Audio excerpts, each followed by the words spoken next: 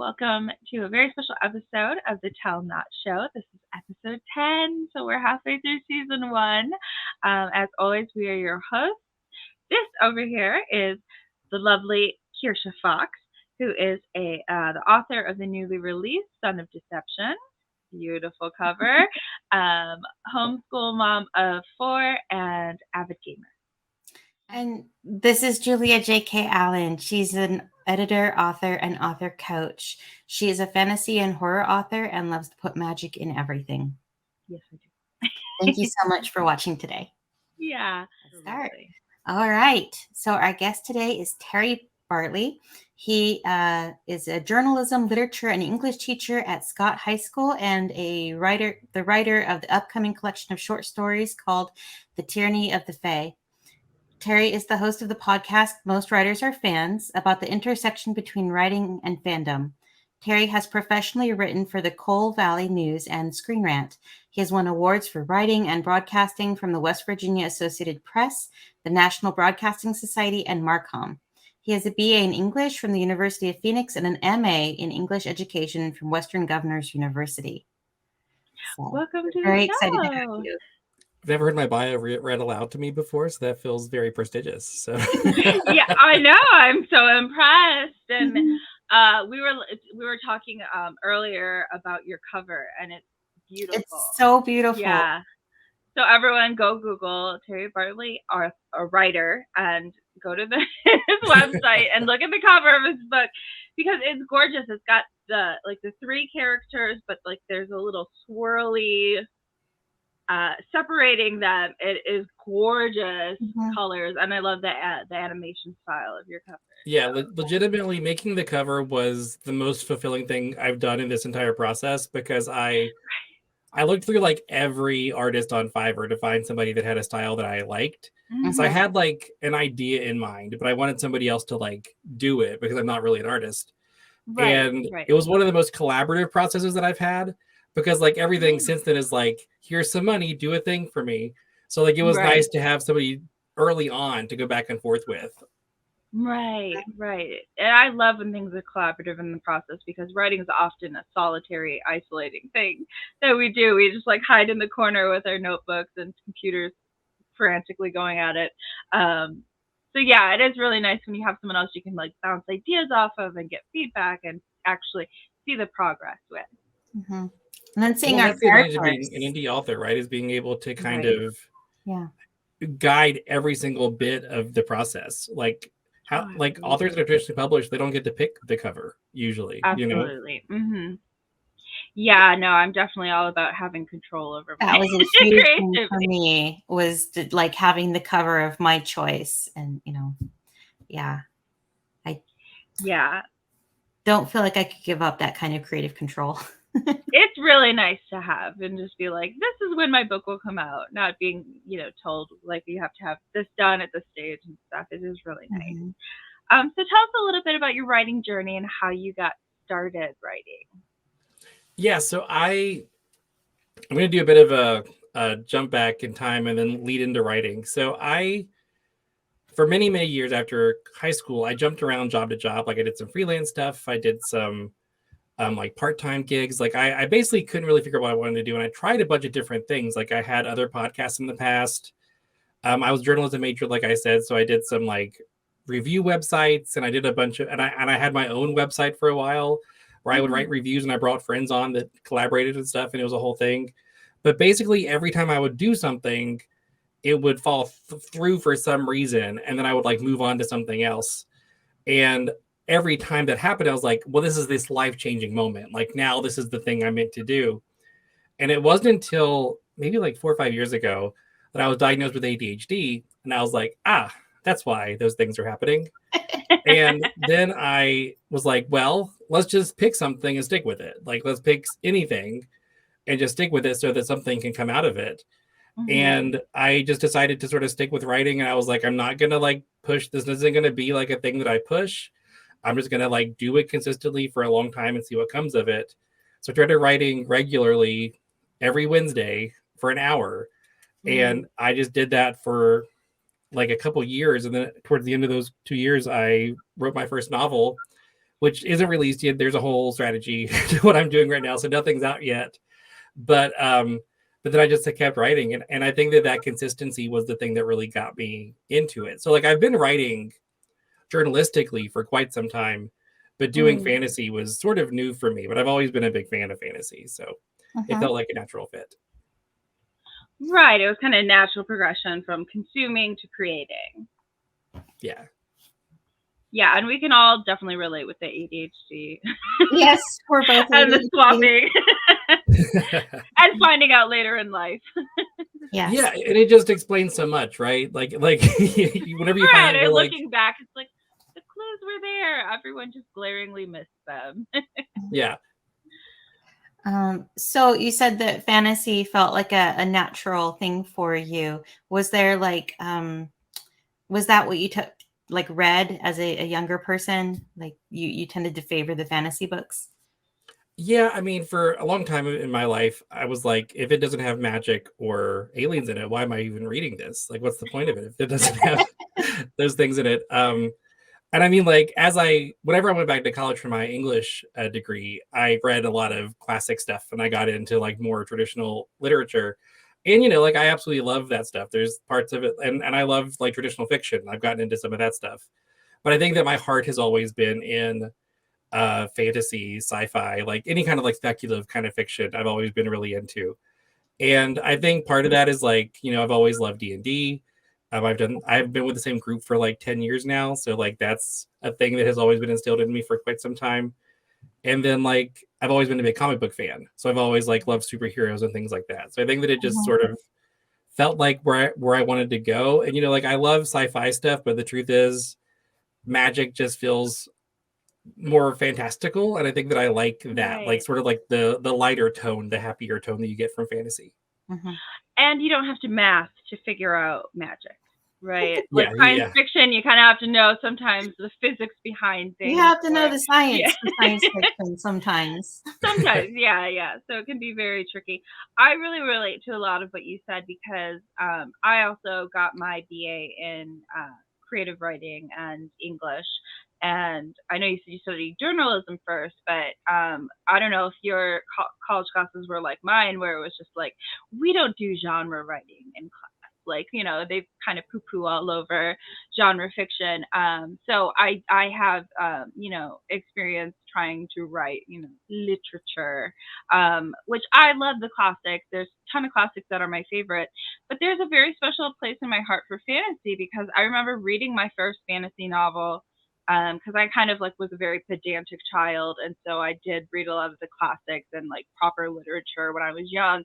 So it wasn't until high school that I read my first fantasy book, and it was just like mind opening because I was just like, there can be dragons and magic, and it was just like my universe expanded, like my imagination expanded, and I was just like, so it'll always have a special place in my heart. Magic. I kind of put magic in everything that I write, even if I write dystopian or horror. There can be magic still involved. Yeah, and even if it's just subtle, right? It doesn't have to be like I noticed when I was reading my short story book back to myself that a lot of times I wouldn't finish the quest that they were on because I would just get to like an emotional arc, and it's like, well, that's done now. The story's over now. And I wonder if readers are going to be like frustrated that like they don't get the end of the mission or whatever, but it's like they did it, like they did it and it's fine. Right. Oh, that's an interesting approach, but I think that's the story you're telling. That is the story you're telling, and I love that. So tell us a little bit about what your writing process looks like. We love to ask this of our guests because everyone has kind of a different way they go about it. But what does your writing process look like? Yeah, so I'll go ahead and take you back to whenever I first started writing again. So whenever I first started doing my like once a week, well, before that, I started to do a NaNoWriMo, and I was going to write a book, and I was going to base a book on one of my D&D characters, and that was the thing I was going to do. So I wrote a chapter that I really loved. I really loved the first chapter, and then I couldn't figure out where I wanted to go in the second chapter. So I ended up like years went by. I joined a writing group and I read the first chapter to them and they liked it. And then I wrote another chapter, but I didn't know if I loved the direction it was going. And I just sort of like kept reworking the second chapter over and over again. Then whenever I started writing weekly, I was like, you know what? I can't edit something that doesn't exist. So like I have to put something on the page so that I can create something that I like ultimately. So I basically outlined everything, and I don't do a complicated outline. It's literally just bullet points. Just this happens, this happens, this happens. And then whenever I sit down to write, I take that one bullet point and I figure out how to flesh that out into like a chapter or whatever. And that's basically how I've been writing from then on. And I think that like I often will not follow through on the outline, but just having an idea of where I'm going has been very useful, because I don't sit down and I'm like, well, what am I supposed to write? Like I know what I'm supposed to write. It's just how do I get there? Yeah, I have a very similar process myself. So Yeah, yeah, I I can stall relate. out if I don't have an outline, if I don't have an idea of where they're supposed to be getting to. Yeah. One thing I really like to do when I sit down to write too is have like a goal. Like, am I introducing a plot point or deepening this character's relationship with so and so? Because otherwise, yeah, it can totally just like pinwheel. Like you're just like the cogs are turning, but nothing's happening as you stare at the page. Yeah. Can totally relate. Yeah, it's just useful to be like, well, I have to get to here. This is the place Mhm. this chapter has to go. This thing has to be covered. So Right. that if we left off in this place in the previous chapter, then how can we get to that place? And I think that just Right. kind of like, I think that if I legitimately don't know if I'm a pantser or a plotter. Like I don't know, Mm. but I think that because like I said, my outline is not detailed in any way. So like I'll Right. have like a phrase or whatever that I'm working from, but just having that like this is the central heart of this scene, I think is super helpful for me. Mhm. A lot of For people sure. fall part way, not quite plotter, not quite discovery, not, we even had someone say that she was a knitter, which I Yeah, miss I that love that imagery as way. well of Mhm. knitting together the different scenes and ideas into a cohesive piece. So we like to say that there's more than one way up a mountain, and so that's one reason why we interview authors and ask about your process, is because there's so many different ways to do do writing. And a lot of people think that well, they are coming from high school where they're taught maybe Mhm. one or two ways to write, and Right. they don't think they like writing because they think that writing only looks like one thing, one way. So Or even outlining as the Roman numerals and the yes, bullet or you have points. to outline a Mhm. specific way, and so we Well, and I we can like tell you the as a high idea. school English teacher, Yes.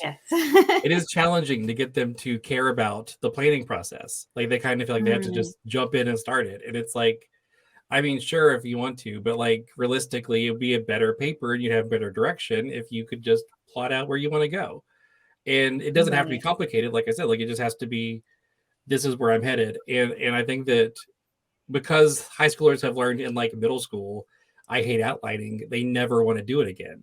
And it's Mhm. like it's just such a waste to not try to like embrace the methods that are obvious that everyone has done for years. I think that's probably a frustration a lot of teachers have. It's like Yeah. people have done this. It works really well for a lot of people. But yeah. And I think teenagers, I did a young writers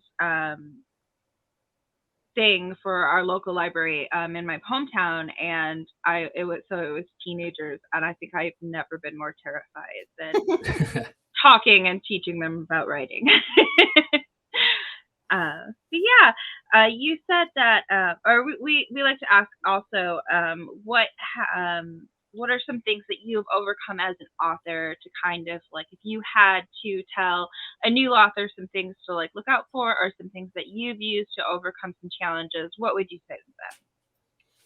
I think that the consistency is the thing that I would give advice to for any author, because I think that there's a lot of pressure on writers to, this author writes every day. This author writes 500 words a day. This author writes 3 Mm-hmm. pages a day. And I think that that kind of pressure is just like too much, especially for somebody that's new. I think that the important thing is the consistency. And like I said, I wrote once a week. It wasn't like I wrote every day. And I Right. think that just having something where you're going to follow through with it regularly, like it could be every other day, it could be once a week, it could be once a month. Just as long as you have that, like, I'm definitely going to do it this day. I think that that's what makes you a good writer, is just that you're going to follow through. Mm-hmm. Consistent, attainable goals. sounds Yeah. like. Yes. Yeah, I always stress to people that goals should be attainable because, like, my thinking when I was younger was just like goals are supposed to be lofty and these big aspirations that we have, but it's like no, especially for myself, like I need positive reinforcement. So like not making my goals over and over again just made me not want to make any goals. Yeah. And so I really love that idea that like you don't have to write every day, but like set some time aside to make it just a priority enough in your life and be like, let's write on this day of the week and let's make it like a reasonable goal. A reasonable goal so that we can be rewarded with the dopamine when we make it, you know? Yeah, I So, mean, I think to your point, I was a part of this young professionals organization, and one of the trainers always told us, whenever you don't have time for something, like you shouldn't say I don't have time for that. Like if somebody says like, "Can you come to this meeting?" and you say I don't have time, what you should really say is like, "I'm not prioritizing that." And I think that whenever you ah, say it that way, it really puts it into perspective. Like if you're saying like I don't have time to write, what you're saying is I'm not prioritizing writing. And mm-hmm. like there's nothing wrong with that if that's not a thing you want to prioritize. But like if it is, then maybe you should, Right, you know? Mm-hmm. right. I yeah, I do love like that way of thinking about it because it's really easy to put like things we love and our passions on the back burner while we're doing other things for other people constantly. Yeah. So I do tell all people who are like, you know, oh, I always wanted to write a novel. I'm just like, do it in the few minutes that you have here and there. You know, even if it's like a snippet here, a sentence there, just recording your ideas. Like, Mm-hmm. yeah, if it's really important, like do it because there's always, you know, I'll do it, get to it tomorrow, but we're not always guaranteed that. Yeah. Yeah, the other thing with goals is make sure you set a deadline. I Yeah. always set deadlines, even if, because like I don't have people that I'm holding accountable, like that are holding me accountable, but I Right. always set deadlines for myself. And I think that trying to stick to those are really important because then like you have you have sort of like a place to end up. Like oftentimes Mm. I'll be like close to my goal by the deadline, but I'm not like where I should be. And I get excited. Like it excites me to want to write more. And then as I get more into it, then I'm just excited to like get back into the world and like write those characters Right. and Mm-hmm. like Right. get energized. And I think that that kind of thing is something that like the deadline provides because it's like I need to Mm-hmm. get here by this day. And it just sort of like helps keep you, you know, on schedule and accountable. Right. Yeah, Absolutely. that's great. Great goals, achieving timely, right? Yeah. Wonderful. So you said that one of your strengths as a writer is writing friend dynamics. What do we need to know about those writing successfully in our stories as authors? Those friend dynamics. Yeah, you know, I don't even really know if I would say that it's a strength of mine per se. I just do an awful lot of it. I write a lot of friend relationships in my stuff. And the main reason I want to talk about it is that I don't think that we talk about it enough on like in any kind of thing. I think that we've prioritized sort of like talking about how to write romance and we don't talk about how to write friendship, you know? Right. And I think it's just a thing that we need to start thinking about because like I think that some of the most important people in my life are my friends and I think that like we need to communicate that because like I obviously like romantic partners are important and everybody has like you know a lot of people have them, but it doesn't need to be the only relationship that we like learn how to write. So I think Right. that sort of writing these platonic friendships are really important because it just sort of like it demonstrates how important it is for us to have people to build each other up, you know? Mm-hmm. Absolutely. I love that because yeah, a lot of times people focus on romantic relationships and writing. But you know, found family is like such a popular trope for a reason, right? We all love our friends and you know the people that you can count on through thick and thin. And yeah, like building that is only going to add depth and like, you know, emotions to your story. Yeah, I just think, you know, so I really enjoy writing it. I think that just sort of think about like what qualities in your friends do you like to see and how because you know, like we always say that there's a bit of us in every character that you write, right? Like there's always like a little Mm-hmm. thing of yourself that you put in your main characters. Mm-hmm. So then like what qualities do your friends have that you could put in your other characters so that you can kind of like balance that out? Mm-hmm. Yes. I personally really love the grumpy one and the sunshine one. Like that dynamic never gets old for me. It tickles me every time. Do you have a favorite like dynamic you love to write? Yeah, so in Tyranny of the Fae, I write this. So it's like an orc fighter character and then a goblin bard character, and they're sort of like childhood friends for a long time. So I really loved writing them. They're not. I wouldn't call her grumpy. I would call her sort of like stern and determined. And then he's kind of like excitable. Like he's always very excited. And I really enjoyed writing that a lot. Like, and the thing that I love about ensemble dynamics when it comes to like a friend group or multiple people together is you start hearing the conversations in your head, and then it becomes like obvious to you, like, oh well, this person will talk next and they would say this, and then this person says this, and then you start to build a rhythm, which is something that you have with your friends that I think you're not always conscious of. Right. You get into a flow of things with when you're hanging out with certain people. What do you think is important to pay attention to when you're writing different relationships, whether that's friendship or romantic? I think you need to know what you want to get out of it. Like what is this? Why is this person like appealing to the character? That's like what is appealing about this relationship to both sides of it, and then like what do they want to get out of it ultimately? And I think that's for you as a writer, but then also for the character. So like if you have a relationship that you want to be romantic, do you want it to be a slow build or do you want it to be hurried? And I think that both are valid. I think that it's not unusual for a romantic relationship to move quickly. Like that happens all the time, and whenever it's, and I kind of feel like whenever it's right, and that's true with like any relationship. Like if you click with somebody, like you tend to know right away that it's like we are connecting on a level that wouldn't make sense if we weren't meant to be in each other's lives. And I think that that's something to kind of like think about, is like how do you demonstrate that? So and I think that the other thing too is like, don't get so in your head about what's going to happen. I think that like if a character is going to die later into the book, it's easy to be like, well, I should foreshadow this, so I'm going to put clues in here. But like, we don't know whenever people are going to die in life. Like things happen in life and they just sort of happen. So like the moments before that don't need to lead to anything. Like they're just normal moments in their life, Let it be sudden. Yeah. One of my favorite authors actually did a very interesting thing where in her book, she killed off two of the main characters. The first one, she foreshadowed. There was a line that they said, you're like, oh, he's so dead. He said the thing, he's so dead, and he dies, and that was predictable. But the second character, she made it look like he was getting better.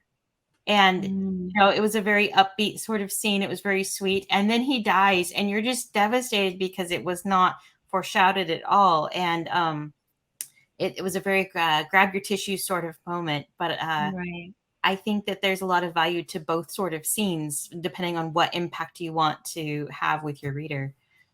Well, and those exist in life too, right? I mean, we all have had relatives that were sick, and you spend time with them, and that this could be the last time you spend time with them. And like, it's a kind of dour like scene in your life, right? That you have to think back to. But so I think that those are valid because those exist. Like if you know it's coming, it's coming, and there's nothing like you shouldn't be afraid to tell that story, because again, those are stories that people will need to hear. Yes. Right. The impact is different, but still impactful for both ways. For sure. What do you find is the hardest friend dynamic to write? Yeah, I mean, I guess I've not written enough to really know yet. I've written a number of different. I'll just sort of go through what I've written so far. So in my novel, I wrote two very good friends, but they really didn't interact for most of the novel. They had two separate storylines that didn't really interact until the very end. And that was sort of fun to write because it was like they would reference each other, they knew each other, they influenced each other's lives, but they weren't actually physically there in each other's lives for the purposes of that story. And that was pretty fun to write. And then in this one, there was the orc and the goblin, and then I had another romantic relationship. Romantic relationships, I really, really enjoy writing. Like I don't want to say that I don't write them. I love writing them. I think they're very fun to write. But I think that maybe that can be challenging if you don't know what you're doing or you don't know what their dynamic is. because you need to sort of like understand like why are they attracted to each other, and then communicate that to the reader, and then also sort of like, you know, that how does that evolve? How do you express that?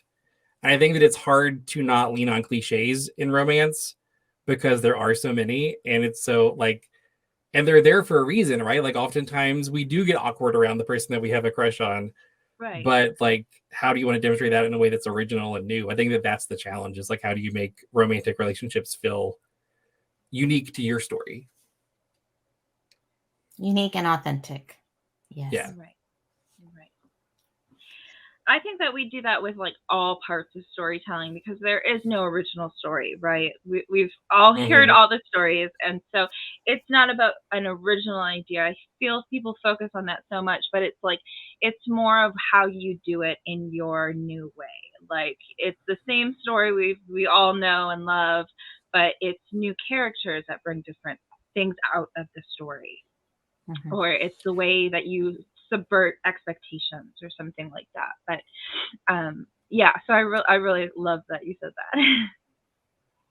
Well, and too, like I agree with that. I always tell people that there's really no new stories. We're all kind of like writing the same 5 stories over and over again. Right. But I think that that's why diversity is so important now, Right. because like we're seeing stories being told that haven't been told before, at least not in the way that we're telling them. You know, like if you have, you know, like I have in my upcoming book, there's an immigrant character whose her mother was from a South Asian allegory country, and there was a lot of traditions of like being married by this more upper class British family, and like how was that to adjust, and like sort of like those cultural elements. Those are things you don't often see in media, but they are things that exist in life, you know. And then like a lot of queer relationships, I think that we see a lot of romance, but we don't always see a lot of like women with women or men with men. And I think that it's interesting to show those dynamics because they're new and different. And I just think it's important. Oh, I know what I was going to say. So, you know, like I think that a lot of times whenever authors talk, or like you hear writers in TV shows and stuff, they'll talk about like, why should I make this character a queer person? Why should I make them trans or whatever? The way that I try to approach it, you know, as a queer person is like, why should I make them straight or cisgender? And oftentimes there's not a good reason, you know, to not make them queer or whatever. So a lot of my characters are, and it's just because like, why wouldn't they be, you know? Right, and I think that it's a weird hill to die on, to be like, why must I be inclusive and diverse? You know, like Yeah. that whole railing against this idea that like everyone should be represented. You know, I think that it's a strange fight to have with Well, and people. God forbid other people can see themselves in your story, you know? Right, right, and that's one thing about reading, is that you get to experience things from someone else's perspective. Like the whole point of reading is to get a different experience, get a different perspective, and it teaches us empathy. So the idea that people don't want to tell someone else's story that may be different than what they relate to inherently, I'm like, that's the point of stories, though, Yeah. and reading and all of that. Well, and stuff, it's yeah. always so telling too whenever a diverse story gets a lot of attention. Like I remember when Returning Red came out, there were tons of reviews that were like, I can't relate to this 14-year-old Asian Canadian girl. And it's like, imagine how 14-year-old Canadian girls felt watching literally anything else before this happened, Right, you know? right, yeah. It's not always Yeah, for or you, but right. Or like when it's an alien. You can relate to an alien story. Like Yeah. everyone's going to see the new Avatar movie and no one's saying like, well, I can't relate because I'm not an alien, you know. Yeah. So. um, so do you have a favorite part of writing or a least favorite part of writing? Or both? Yes, I mean, least favorite I'll start with. Least favorite for me is like world building, like the actual lore back end of it. I love like approaching stories through character, and I love sort of like exploring who the character is and how they fit into the world. But I don't love kind of like writing in third person and like figuring out like, these are the religions of this world. This is how the magic system works. Like that kind of stuff is just like, it's like too in the weeds, and I don't love it. Like it's a thing that you have to do eventually. But honestly, I found a way around it with this stuff, because so these short stories, a short story book that's coming out is set in the same universe as the novel. And I wrote 52, 3 short stories this past year, and set in the same world. And through visiting all kinds of different characters in the world, allowed me to world build in a way that was through character. I didn't have to actually do it like from the third person, which was very fun and different. And so like I think that's part of like, if you do have a worst part, like figure out a way around it, figure out a way to like do it in the way that you like. I had to do some like lore stuff, but I just don't love it. I don't enjoy doing it as much. The things that I do love, I really love, like I said, I love character, and I really love dialogue. Like that rhythm I talked about, I just really enjoy getting into that and like figuring out like how would this character respond to this situation, what would they say. And I think that it's such a great way to get character interactions are just really fun to write, so seeing how they interact and what they would respond to and things, I think is very exciting. Yeah, for sure. When it comes to writing or world building, taking notes, keeping track of your world stuff, are you digital or analog? Yeah, I don't think I've done analog well, I'll take that back. A little bit of analog. So I always do the thing that you see like directors and stuff do, where you put a bunch of note cards on a bulletin board, and you move them around to figure out how your scenes should fit. Storyboard. I often will do that just because I think having that visual thing that you can manipulate is useful. So I do that, and then that's basically the only physical thing I do, like analog thing, and then everything else is digital. I think it's just easy because it's easier to keep it all together in one place. I don't want to write like in a journal and then I lose that journal and then my entire work is gone. Right. We're ADHD. We understand. I have a lot of lost journals that I wrote random thoughts in, and now I can't find that page. And you're like, it's somewhere in the world, but not sure where. Well, the flip side is you write random ideas, and then you're like, what was this idea? Why did I write cheese on this page? Like, what was that supposed to mean? Right. Oh my gosh, it's just like, that reminds me of the meme I saw on Facebook where it's like, wear the gloves, because she's like, oh, I had a brilliant idea when I was sleeping last night and I wrote it down, and it says wear the glove, like, but where as in like where location. Yeah. And so she's just like, what does this mean? I've actually done that, where I'll wake up from a dream and be like, that was great, and I'll write down a few notes, and then in the morning I'm like, this is gibberish. What? It made sense to me in my dream world, but when you wake up, you're like, this is not good ideas. Yeah. It's shiny, but it's new, but it's not good. Yeah. What influences your writing? I mean, everything, right? I think every author would sort of say that. So like, I think that some of the best character moments are things that I've pulled straight out of my life. I think that some of the scenes are the most authentic whenever they're just literally things you pulled out of your life. Sometimes word for word. I mean, when it's fantasy, sometimes you have to change out some words to make them magical and not modern. But I think that's one big way I'm inspired, is just by like living my life. And then I'm also inspired by, I've been reading a lot of fantasy. Like since I've started writing fantasy, I've started reading specifically fantasy books. And that has been sort of really inspiring, just to kind of see how other people do it. And like, I was hesitant to read a lot of fantasy when I started writing my novel, because I didn't want to like unintentionally copy stuff. Right. But I think that I just sort of realized like I got to know what people are doing so that I know like how to do it, because the more you read, the better you get as a writer. So I think that reading a lot has been helpful for me. And then too, like I talked about this in my podcast. A lot of times I can't rest. Like a lot of times I get tired and I don't know why. And it's because like everything that I consume, I treat as like a case study. So like if I'm watching a TV show, which people do to relax a lot of times, I'm like so invested in the story and trying to like analyze like, why is this character relationship happening? How will they get to this? Like what's happening here? How did the story develop? So I think that I do sort of take from literally everything that I consume, whether it's a podcast or a TV show or a book or a movie. Like I sort of allow all that stuff to inspire me. Wonderful. Do you ever get hit with writer's block? How do you overcome that, or like a writing slump? Yeah. So what I'll say is I feel like, and you guys can disagree with this. Feel free to disagree. I feel like writer's block is kind of this thing that they like to like make look as a normal thing on TV shows and movies as like, oh, I just can't write anything. It's I can't figure out how to move on.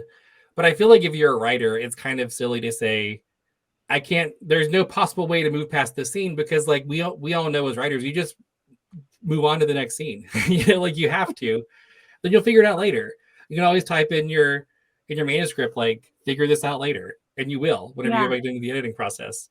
So like I really don't get stuck, and I think that a lot of that comes back to my outlining where I like know what I'm doing when I get there. I Mm-hmm. mean, obviously there are times when I sit down to write and I just can't, like I'm tired or like my Mm. brain can't do anything, and I think that I just have to accept whatever that happens. Like I just should take a day off, and then I'll come back to this later. And so I do that, and I mean, yeah, you could argue that that's writer's block, but I think that it's just like being mentally exhausted. Oh yeah. Yeah, I Yeah. know that. I think we can all relate to the burnout that happens just with everything that goes on in life and everything that you're trying to do and only having so much time to do it. Sometimes you've just had a day and you are empty and you just need to Hmm. relax and hit it again the next day. Yeah. When Yeah, I think that as an indie writer, because we wear so many hats, right? Like you have to be like your absolutely. promoter and also your Mm-hmm. publisher and also the actual author and all these other things. Hmm. I think that you sometimes don't realize how much you're doing. So like, whenever you do so much in a day, it's just like, am I tired? Oh, I guess I am tired. I've done all these things today. Right. And I really love the idea of just like put it in the manuscript. Like what I'll do is I'll do brackets or I'll Yes. I'll Use brackets use a too. word like I'll do like brackets and I'll use like a word like rabbit. That's just not going to randomly be in my story so I can like edit finds later. But just yeah, like if I need to research something, rabbit it, or if I can't figure it out, then put like and they do this here and then keep going Mhm. and kind of use that as a placeholder to remind yourself to like get back to this later, but like we don't have to stress about it right Yes. now. I'll use brackets and like synopsize what is supposed to happen Right, right, rather than writing it all out and worry about the details later, just to not break that groove that I'm in. right. It's so funny as an editor because I get to see sometimes people forget to delete those little notes they leave themselves, and sometimes they're hilarious. Where they're just like, "You idiot, get over it. Figure this out later." And it's just like, "Oh, I don't think you meant to leave this in here." Um, so, what has been your most significant writing victory so far? I mean, I don't think I've gotten there yet, if I'm being fully honest. Yeah. Like I think that writing the novel and finishing the novel was a big deal for me. Just like finishing a Mm, manuscript and being able to say, like, I wrote a novel, I think is a very cool thing to be able to say. And it kind of like allowed me to start calling myself an author and a writer. I think that that's probably the biggest success of just sort of like deciding that that's what I am and that's what I'm doing, which is probably like strange to say as my success, but I think that just sort of like deciding and making that decision, like this is a thing I want, this is a career I'm moving towards, is probably the biggest decision and success I've made thus far. Just because like I said, I've not committed to things in the past. I would sort of like right. move from one thing to the next. So I think that like sort of like choosing that as an identity that I'm gonna like actually stick with is a Hmm. huge success for me. And I mean, the book's coming out this year, so hopefully there'll be plenty of successes to come. But I I really don't want to say like this is my big success because like I don't know if it is yet. think. But it Hmm. is certainly a victory that you should celebrate. You're like, Absolutely. you did Absolutely. it. You Yeah. wrote every week, once a week or Hmm. more, and you did it. And Yeah. I that's mean, definitely Yeah. something to be proud of. certainly proud of myself. I think that it's hard to, as I said, because you're so busy as an indie writer, it's hard to take the moments to appreciate it because it's like, Right. well, I got to move on to the Oh, next thing. yes. You finish the Right. book and then you're like, now I have to market it. Yeah. And Yeah. and there's so much nitty-gritty. The business side of being an Mhm, author mhm. like kicks in and you're like, oh no. Right, right. I myself, like I said earlier, positive reinforcement is huge for me and makes a big difference in my life. So I always like make a point of like celebrating the small victories. So like I finished a draft, or I finished editing, I finished this, I finished that. Like I'm always like to my sister, like, let's go celebrate, let's get dinner, let's do something fun. One tradition that we have is whenever I release a book, we make a cake on release day, and it's just something fun to post on social media. Like my cake, we're celebrating my book's birthday. So I highly recommend to other people just like find ways to celebrate those small things, because there is always going to be the moving goalpost of like, well, now next I have to work on this. Yeah, and I will say maybe having that kind of bookend is useful, because right now my book is edited. It's currently getting like proofread by my copy editors. Yeah. And I'm not part of that because I don't want to be part of it, because I'm so familiar with it. Like I will probably overlook any kind of mistake that's there because I've already read it so many times. So it being out of my hands, I'm just kind of, that's the last thing that has to be done, right? It's like getting the grammatical spelling stuff done. It's sort of, I don't know what to do with my time, because it's like, what am I doing now? I spent all of my time on this thing, and now it's out of my hands. What do I do with all of my time now? Right. Celebrate. New work in progress or reading would be what comes to my mind. I'm like, I'm going to reward myself and just read. It is nice just to be like, oh, I have time to just sit and exist, after the chaos of creating. And I think that it's hard when you're in the indie publisher mindset to be like, well, I can't not use my time. I have to do something. You know what I mean? I should be promoting. I should be marketing. I should be doing something right now. And I think that it's hard in these moments where like, because I mean, like, pre-release starts February 15th for me. So like that's about a month from now. So like realistically, this month I should be sort of resting, because I need to get ready for whenever that hits, because it's going to hit hard whenever it starts, and it's probably not going to let up until release date in August. Right. So like I really should save up my energy, but I want to do more. I think that you just don't want to stop whenever you're in this mindset. Like you just want to keep going. Right. Right. And especially with the ADHD, is I always like talk about how I work in like fits and starts, because there's some days where like I can't concentrate and I can't focus and I can't do this and that. And so like when I am in that like work mode, I'm just like, I must do all the things on all the days that I can while I have this mentality and mindset and energy. And then it's just like, because you do worry about like, oh, there's the days that I can't do anything, So I can relate, but yeah, it is okay. We need to give ourselves permission to just like rest sometimes too.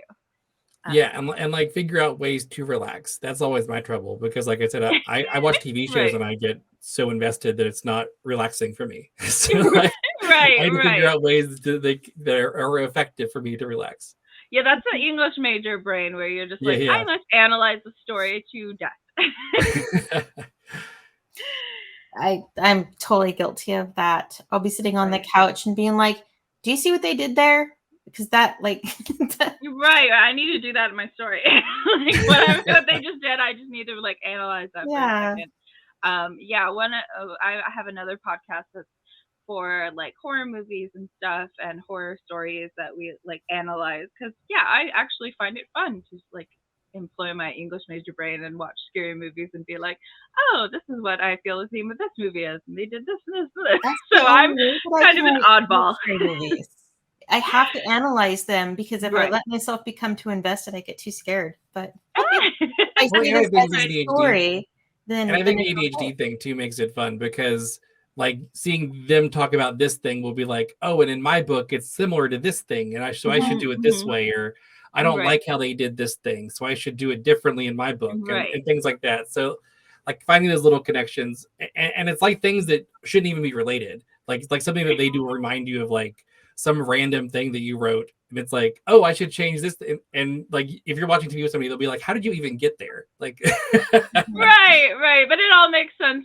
Like, well, this thing reminded me of this thing, and then this thing, and then this thing, so it was just like 5 jumps. Like it wasn't that many. I just had to share it earlier when we were looking at your cover, because the one character is carrying an axe, and so I was telling her about my conversation with my sister who's watching The Hitchhiker with a Hatchet, and I was just like, oh, I need to tell you the story.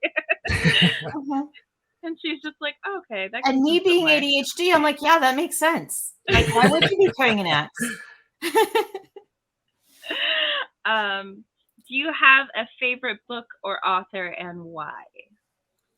Yeah, I mean, I live in this fantasy world, right? Like I love reading fantasy. I think the thing that I'm really into lately is Rainbow Rowell's Simon Snow trilogy. She just wrapped it up this past year. Basically, if you're unfamiliar with this trilogy, it's essentially Harry Potter, but if the Malfoy Harry ship fanfics were real, because Oh. basically the antagonist character and the hero character get together.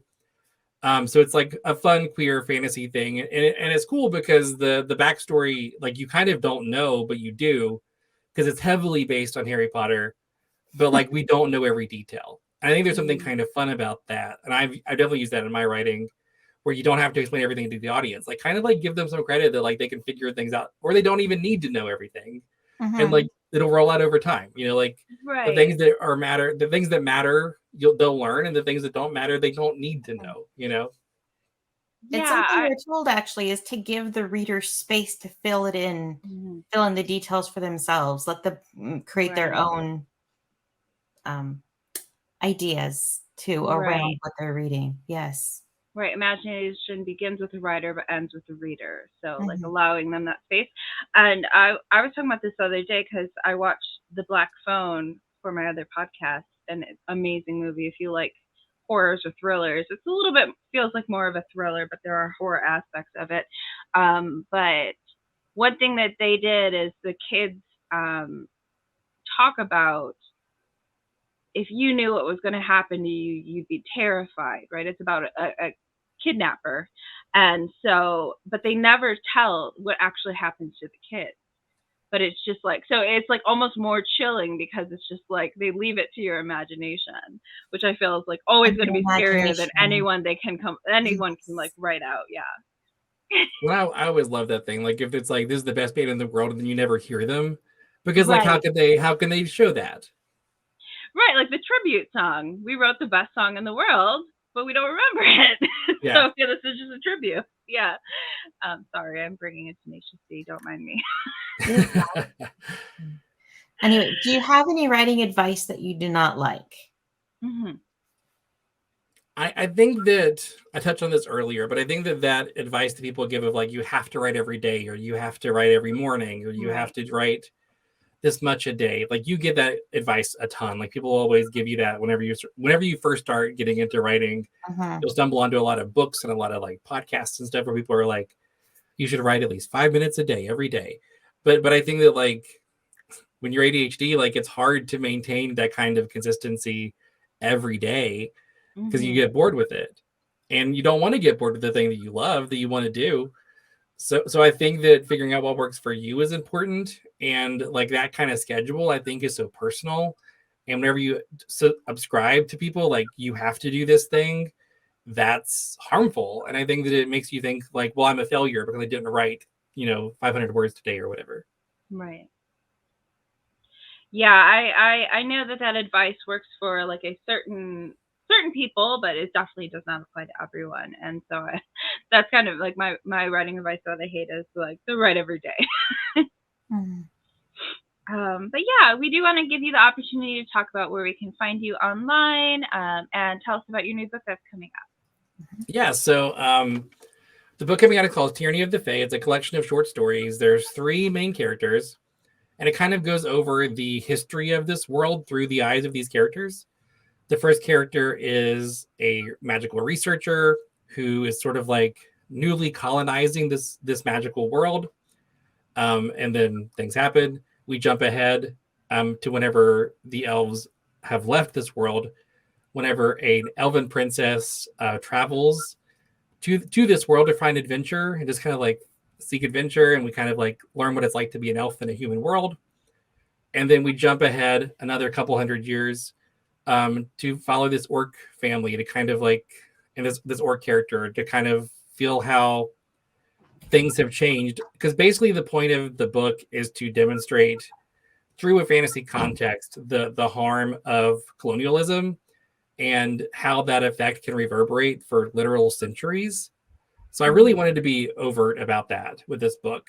And I think that it's, and like there's fun adventures, there's love stories, there's friendship, there's, they fight dragons, things like that. All of that stuff is there, but it's sort of like couched in this like allegory of colonialism that I really love telling that side of the story. So that book is going to be for pre-release February 15th, and then it will be released August 15th. 6-month window there. I'm going to be going on tour physically across the country June, July, and August. So check my website, terrybartley.com. I'm probably going to be in your town because I'm driving personally across the country to visit people. So check out where I'm going to be. You may be able to find me. And then my podcast is Most Writers Are Fans. I interview lots of other great writers, people like Kirsha. I interviewed her in the season 1. It's a great time to kind of like share these stories about being an indie writer and sort of like the struggles of what it's like. And then we also have some fun conversations about tropes and things like that too. And then on every social media, I'm either Terry Bartley or Terrlet, Terrlet. My friend gave me that name on Instagram, and I just kind of stuck with it for a couple of other platforms. But you can find me on any of that stuff. I post to TikTok pretty regularly. I tweet pretty regularly. Yeah, that sounds fantastic. I love that you're going on a tour across the country too. That's so amazing. Exciting. That sounds like so much fun. Well, I feel like as a teacher, it is an opportunity I have because, I have the summers off as a teacher, and then I still get paid because I did that thing where you stretch out your salary for the 12 months. Oh, yeah. So I think that it's an opportunity I have that I should take advantage of, and I don't have to worry about money so much because I'll still be getting paid.